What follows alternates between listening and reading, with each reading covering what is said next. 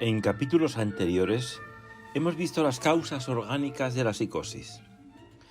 La psicosis también se puede encontrar en la mayoría de las personas con esquizofrenia. Algunas personas con trastorno bipolar, maníaco-depresivo o depresión grave.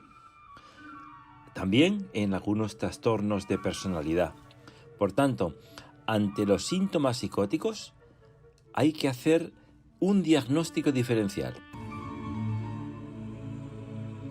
Síntomas de la psicosis. Las personas con psicosis creen sin motivo que la gente las observa, que hablan de él o que traman algo en contra de él. Hablan solos, lo que se llama con el nombre de soliloquio, creyendo tener un interlocutor o oír voces o tener visiones. Estas visiones son lo que llamamos alucinaciones, que pueden ser visuales o auditivas, pero la característica es que no existen estímulos para estas alucinaciones. Tienen periodos de confusión mental o pérdida de memoria y experimentan sentimientos de culpabilidad, de fracaso, de depresión, dificultad para expresar emociones y sentimientos o incluso falta de los mismos, falta de emociones. Algunos de estos síntomas también pueden experimentarse en condiciones no psicóticas. Por ejemplo, en el abuso de sustancias, trastornos de personalidad, eventos distresantes que vimos en vídeos pasados. Lo que Jasper llama situaciones límite, momentos graves de neurosis, por ejemplo, cierta neurosis de tipo histeroide, momentos de conversión, de modo que los síntomas mencionados no constituyen ninguna evidencia concluyente. Por lo tanto, siempre debe hacerse un examen físico y descartar la posibilidad de intoxicación por sustancias antes de concluir un diagnóstico de psicosis. En español, la palabra locura se utiliza coloquialmente como un término peyorativo y no se usa como diagnóstico médico en la actualidad.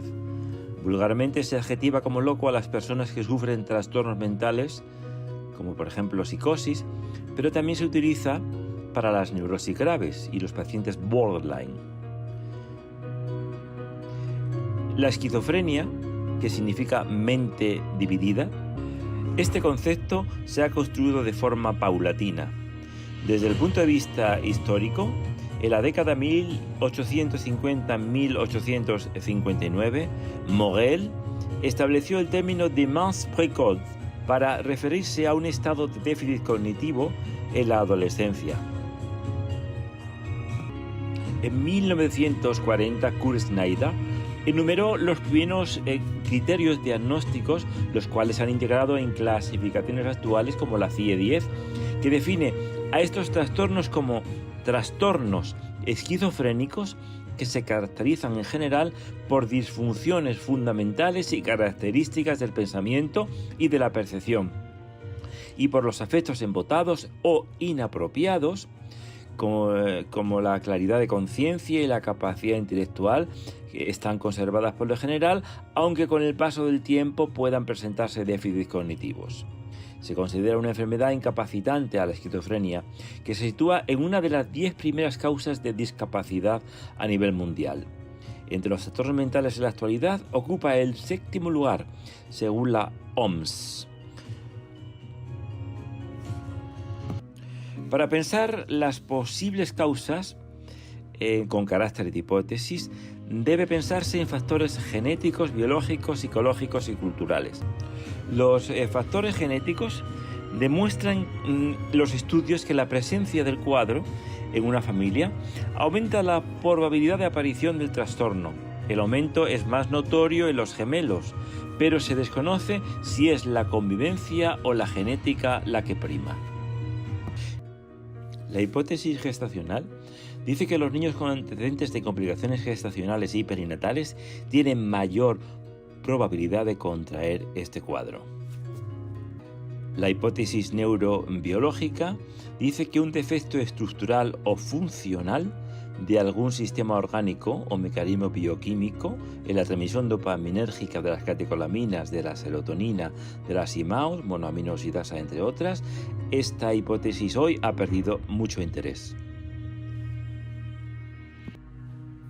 Es más probable que determinadas cualidades en la interacción padre, madre, hijo producen un modo de vinculación distinto con la realidad y las personas más cercanas. Esta interacción produce que el yo de la persona que tiene estos cuadros asuma características particulares y se sienta invadido por distintos fenómenos como los delirios y las alucinaciones. Esto suele ocurrir cuando el momento de nacer uno de ambos cuidadores ha vivenciado complicaciones que le impiden vincularse adecuadamente con el niño.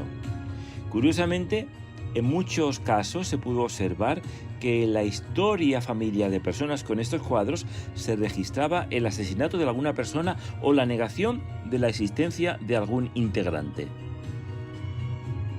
Desde el psicoanálisis se estudian los estados mentales utilizando quizá una mejor denominación de la psicosis, en tanto que conjunto de estructuras psíquicas subjetivas en reemplazo del concepto de locura. Y lo fundamental no son las manifestaciones típicas de la psicosis, tales como alucinaciones, pensamientos confusionales, sensación de persecución por otras personas reales o imaginarias y así sucesivamente, sino la forma subjetiva de posicionarse ante la vida. Un psicótico puede no manifestar síntomas nunca en su vida. Puede hacerlo en edad avanzada o en edad temprana, pero dependerá de las coyunturas que posibiliten o no el desencadenamiento de este proceso. En este sentido fue Jacques Lacan quien incursionó en la investigación de la psicosis como una estructura subjetiva, junto con la neurosis y la perversión, entendidas como posiciones subjetivas donde cualquier persona se posicionaría en una o en otra, pero sin posibilidad de un cambio entre estructuras. Posteriores corrientes del psicoanálisis así han permitido esto último al definir estos casos como borderline, donde la pertenencia a una u otra estructura dependería de una casualidad significante, lo cual significa que la estructura se expresa en términos de lenguaje.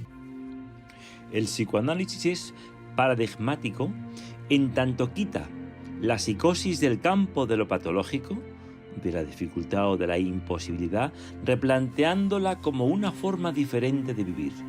Se ha planteado que los fenómenos psicóticos más característicos, como las alucinaciones y los delirios, son más frecuentes en la población general de lo que se pensaba, y en realidad podrían ser parte de un continuo sintomático.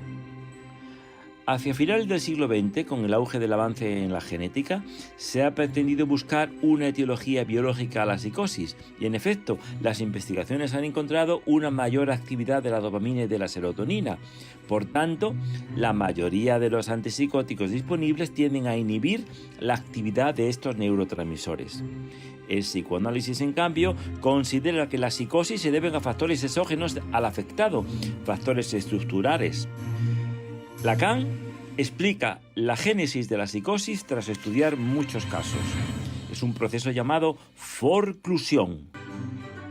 La forclusión sería un rechazo de un significante fundamental expulsado del universo del paciente.